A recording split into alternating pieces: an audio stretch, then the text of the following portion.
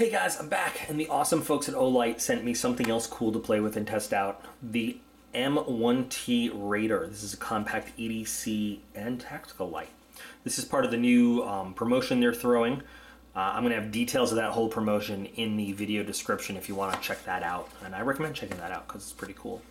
But this goes along with the M2R that I'm going to be unboxing. So I'm honestly not sure which one of these lights is going to be up first, or if they're both going to be up at the same time. But if this is up first, or regardless, there'll be also a link to the M2R unboxing, to the PL2 I think it is, and to the EOS tiny rechargeable flashlight. So all the Olight products that they've sent for testing, you'll find links to all of those in the video description if you want to check all those out, and details of their cool promotional event thing that they have going on right now. Just as a disclaimer, I'm not in on the promotional event. They just let me know what's going on, and there's cool deals for people if you want to check it out. They have sent me the samples though to take a look at, which is really cool. So the M1T Raider I have never seen before. I have never touched. Let's take a look first at the stats on the back.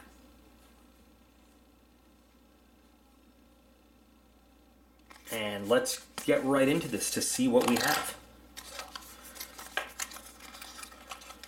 Olight, one of my favorite light companies. They make some really good quality, in my opinion, solid stuff.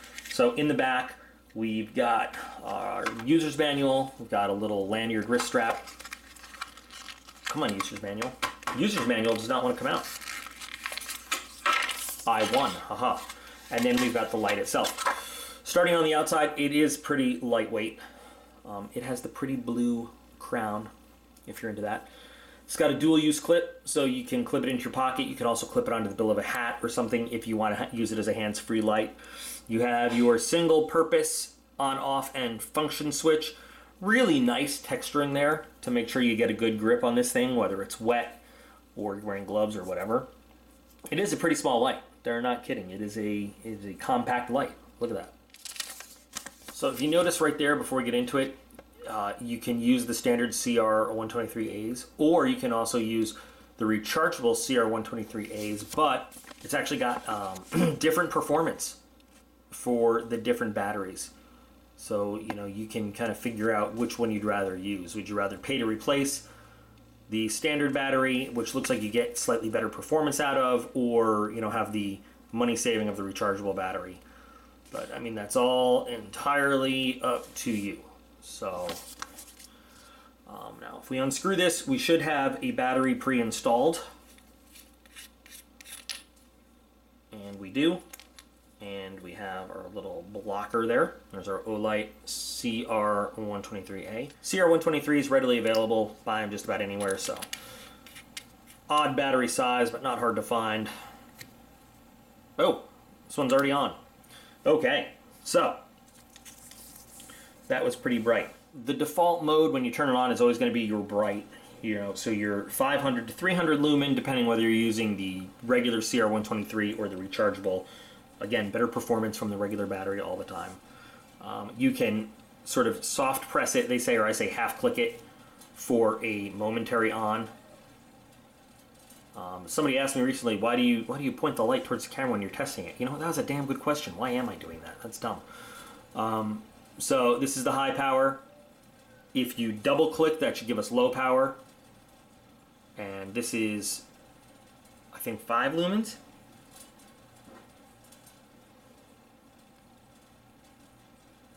So 500 to 5, right?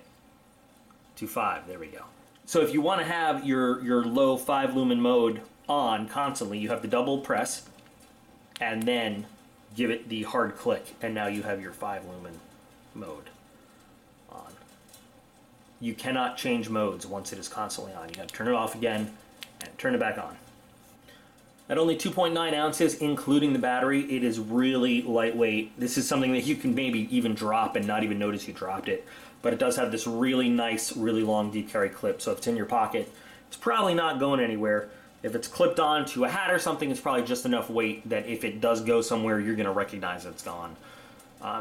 Really nice tension on the button, this thing is not going to get accidentally. It might go on momentarily, but even then, you really have to give it a good soft press as opposed to a hard click, you know. Just bumping into something in your pocket won't fire it off. You really have to intentionally press it down to activate it. And there's no way it's going to accidentally get clicked in your pocket, which is cool. So that's going to protect your battery life. You can drop it. It's rated for a fall from 1.5 meters, and it will live to tell the tale. And its waterproof rating is IPX8. I know that's kind of a mystery to a lot of people. IPX8 literally means that it's submersible in water for a depth and time period as stated by the manufacturer. It doesn't seem to say. Now, IPX7 says that it will survive 30 minutes submerged up to 1 meter.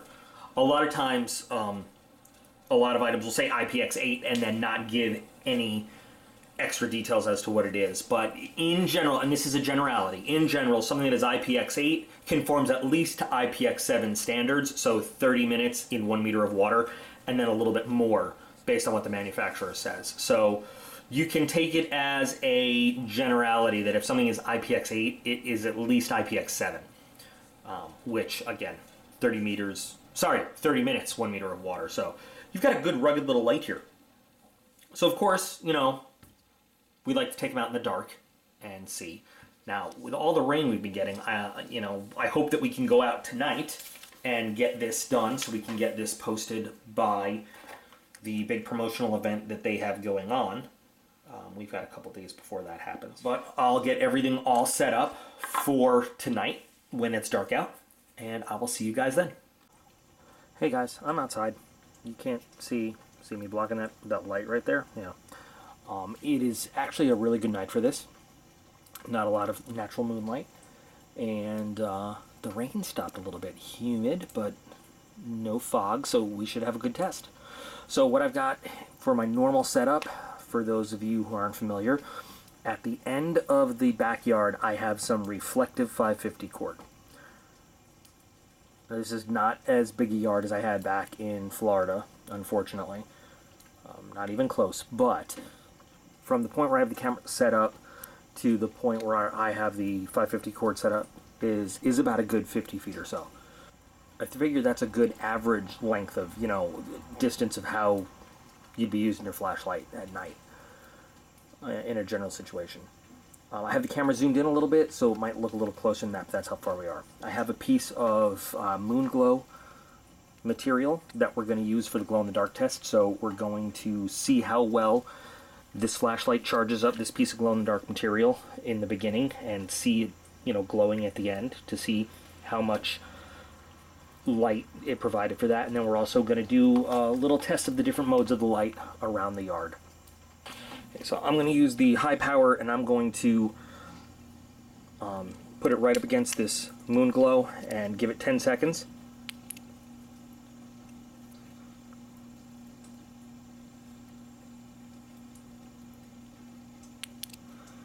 And that is a pretty bright piece of glow-in-the-dark stuff, isn't it? You can actually see it like reflecting off my fingers. So again, it, you know, tends to look a lot brighter on camera than it does in real life. It's still pretty bright in real life, but we're gonna hold on to this and we'll see it kind of when we're all done with everything at the end and see how it does. So I'm gonna start this at low power with the 5 lumens. This low power is going to make it very hard for the camera to focus, but you can see it's providing enough light to highlight that reflective 550 cord down there. The camera's sort of highlighting, or sorry, the camera's kind of focusing on it right there. It ends up just looking white.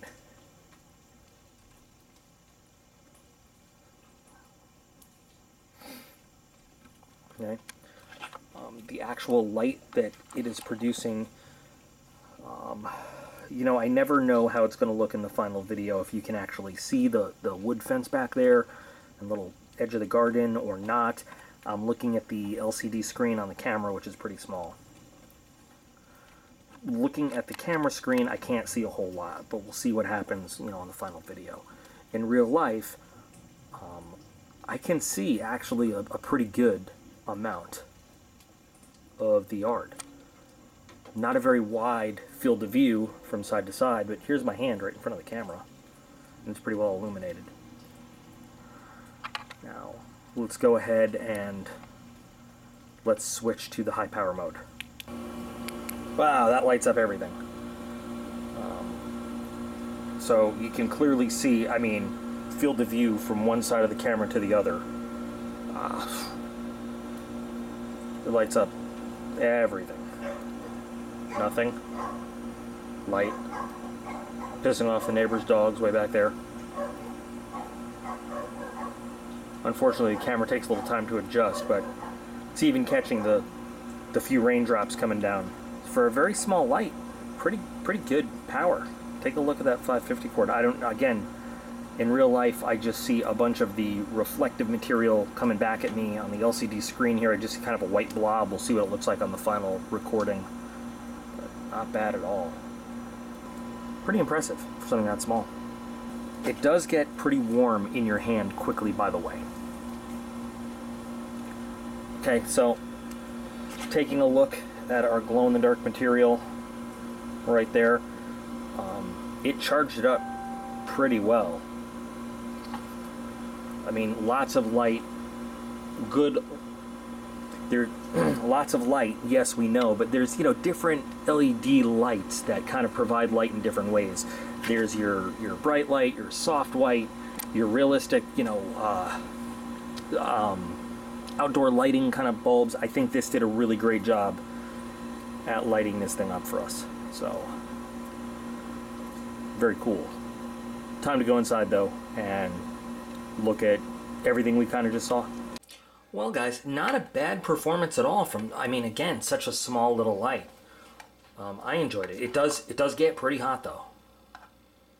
So, you know, you might want to use it sparingly, but definitely provides you a really good quality of light. I want to just demonstrate the double clip thing there real quick. I talked about it. I should have gotten a hat to show you. So you can actually, a lot of times I talk about this, but I don't actually show it. So you can put it on the bill of a hat, so it's like a hands-free light, and it still has your normal clip to put in a pocket. So, Olight, arguably my favorite light company. I love their stuff. It's built rugged, it's built tough, it's built to last. It's pretty cool, and I think that this is another one. When you don't need all the fancy features, you just need a good, strong little light. This is a good choice, quite honestly, for me. Little tiny bit small in this big hand, but other than that, the ergonomics of it, for me and my big hands, pretty impressive that such a strong light came out of not only such a strong, powerful light, but such a wide field of regard with the light too. I'd like to thank Olight again for providing the light. Make sure you check the video description for the Olight big event that they have, the big promotional thing they have going on. Once again, if you check this video and there is not a link to the there should be a link to 3 different Olight videos in it. The M2R Warrior might not be uploaded yet, but it will be soon. So it'll be there within a day or so. But the M1T Raider, cool little light. Really excited to do the M2R though. So that's it guys. What are your thoughts? What do you think? Your style? Yes, no? Do you like more functions, more features? I really like the light blue on the crown there. I don't know why. Alright, so, as always, I appreciate you guys. You guys are totally awesome, and I'll be back in real soon.